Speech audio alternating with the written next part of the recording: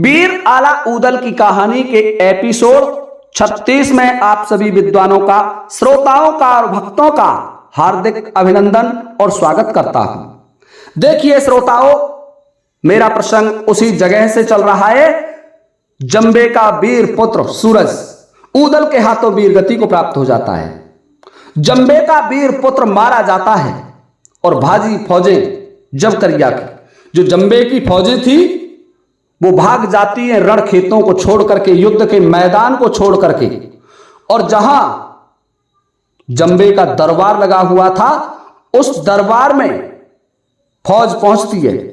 और जब माणों के सिपाहियों को राजा जंबे ने देखा तो राजा जंबे रिसा करके, क्रोध करके उठा। भाग सिपाही गढ़माणों के जंबे शरण पहुंच गए जाए। सुनी सिपाही इनकी बातें जब राजा जंबे उठे और रिसाए। राजा जंबे को क्रोध आ गया। क्रोध करके जंबे खड़ा हुआ और हुक्म लगाया। फिर करिया को बुलाया और करिया से कहा, बेटे फौज सजाओ, जितनी भी फौज है सबको सजा लीजिए, तोपें तैयार करा लो, हथियार बांध बांध करके सभी वीर योद्धाओं को ललकारो और रण खेतों में जाओ।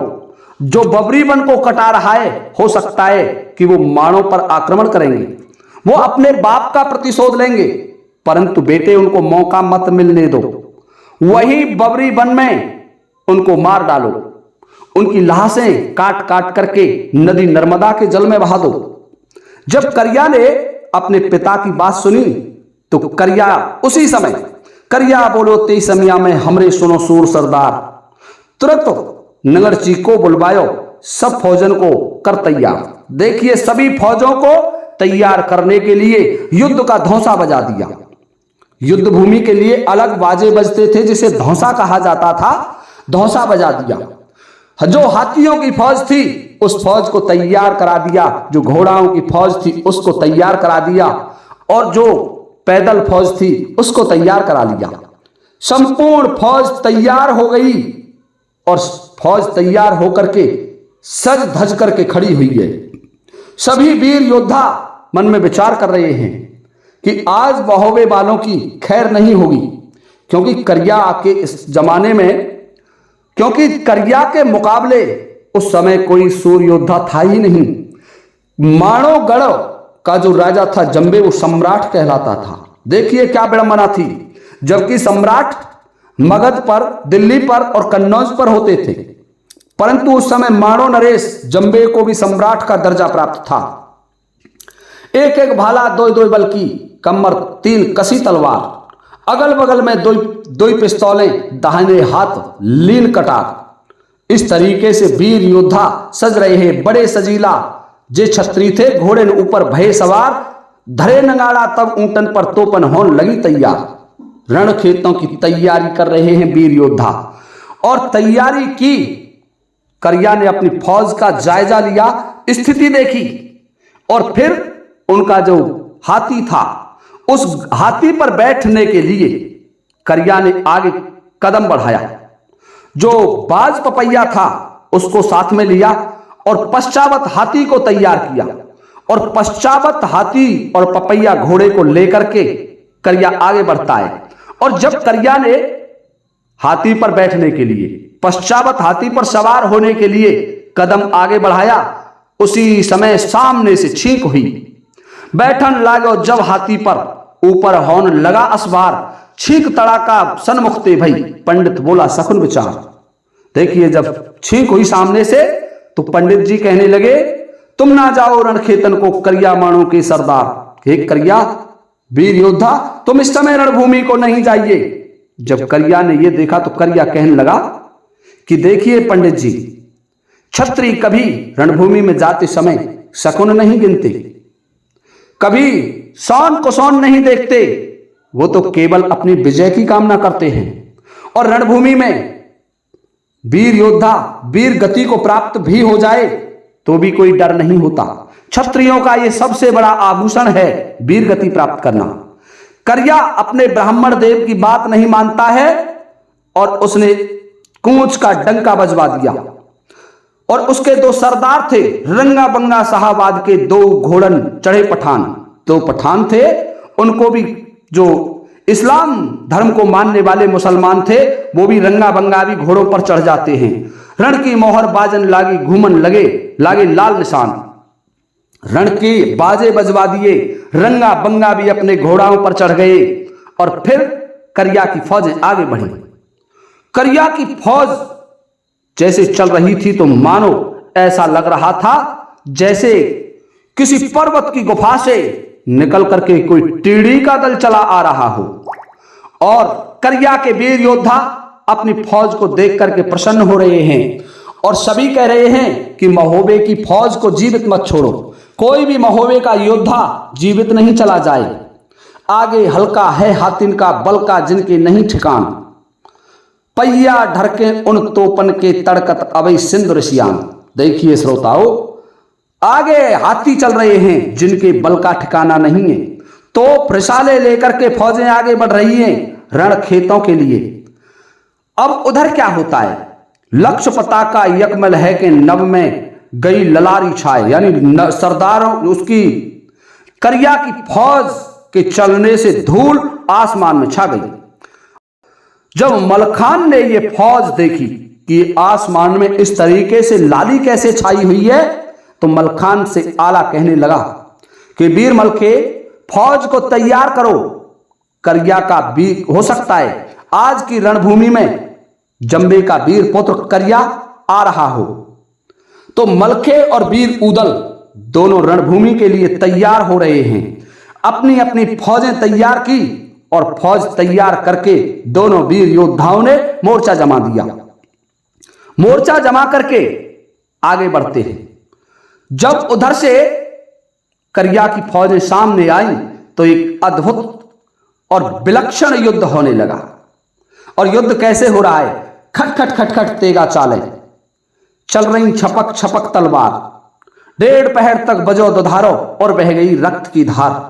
नदी नर्मदा को जल गर्जे और गंगा की गर्जे धार। ऐसे ही रणभूमि के अंदर बाजन लगी कठिन तलवार, जैसे बादल की घनघोर गर्ज हो रही हो, नदी नर्मदा के जल का आवाज या ध्वनि हो रही हो, ठीक उसी प्रकार से तलवारों की झनकारें उड़ रही हैं। घोड़ा हिनहिना रहे हैं, हाथी चिंगार रहे हैं और वीर योद्धा एक दूसरे को मारने में लगे हुए हैं।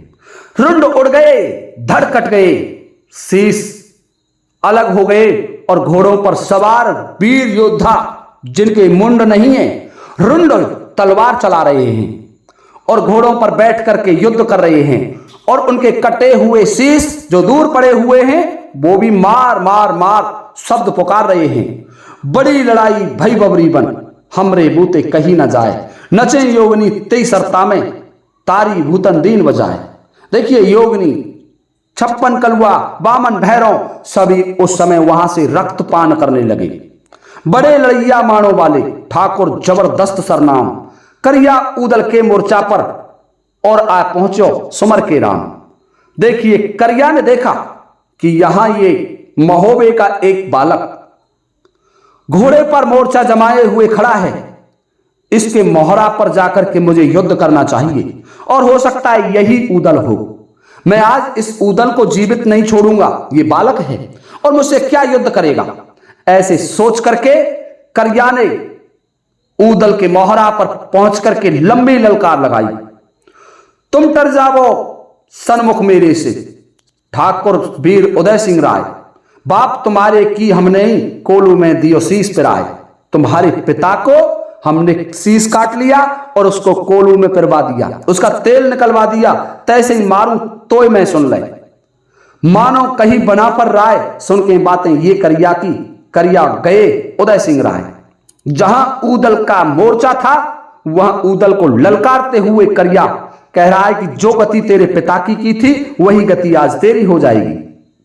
अब उदल क्या कहने लगा, डांट के बोलो फिर नर उदल, ठाकुर खबरदार है जाए, सोबत मारो बच्छराज को, तेरी कहां वीरता ना है, दुष्ट ये तेरी वीरता है, सोते हुए वीर योद्धा को मारा तूने, मेरे पिता का वध किया और अब मेरी सुन, तैने मेरे पिता को सोते हुए मारा, लेकिन मैं तुझे रणभूमि में मारूंगा, तुझे जीता नहीं छोड़ूंगा।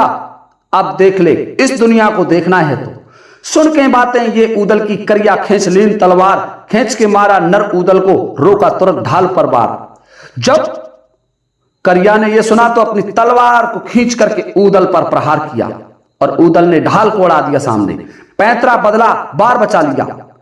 करिया बोला फिर ऊदल ते ठाकुर बेंदुल के असवार, बचा दुपट्टा तब ऊदल ने आला उदय सिंह सरदार। जो तेग का प्रहार था वो ऊदल ने बचा लिया और करिया ऊदल से कहने लगा कि ऊदल अब के आवो जो होदा पर तो यमपुरी दम दिखलाए। सुन के बातें ये करिया की ऊदल गयो क्रोध में छाए।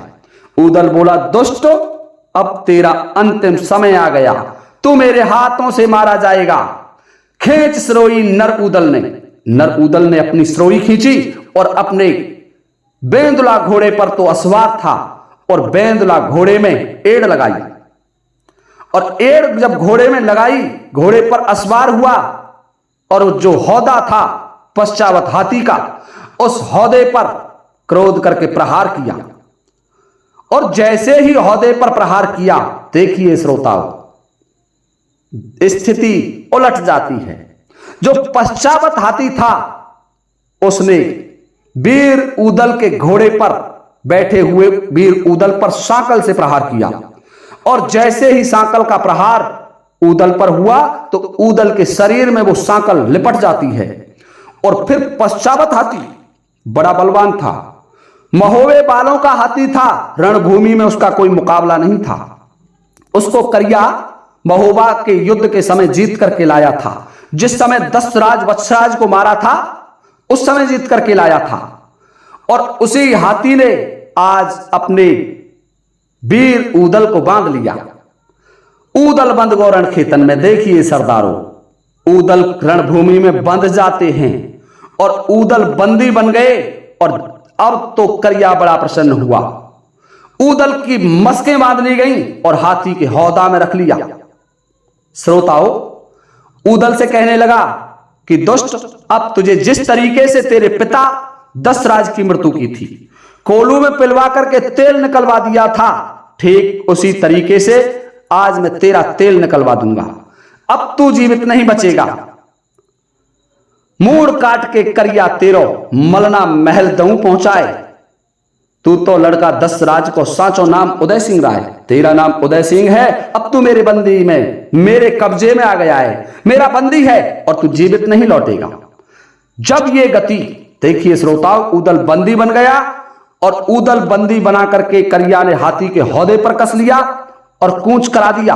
वापस चल दिया किधर? गढ़माणों की तरफ। यही कह के ऊदल तीबार सो बेंदुल कोले ऊपर धाये, सुन्न सो दाव लियो पश्चावत बाप के वाहन के बंधन में आए। कर बांध लियो तब ही करिया ते ले हौदा पे कूच कराए। करिया ने ऊदल को बांध लिया। अपने बाप के वाहन, जिस वाहन पर बैठ करके दशराज युद्ध किया करते थे, वही पश्चावत हाथी ने आज वीर ऊदल को बंदी बना लिया है। श्रोताओं, ऊदल हाथी के हौदा में धरा हुआ है और यहां से आगे का वर्णन मैं आपको अगले वीडियो में लेकर के उपस्थित हो जाऊंगा। अब आप सभी से चाहता हूं अनुमति इस वीडियो को विराम देने की। तब तक के लिए जय हिंद, जय भारत।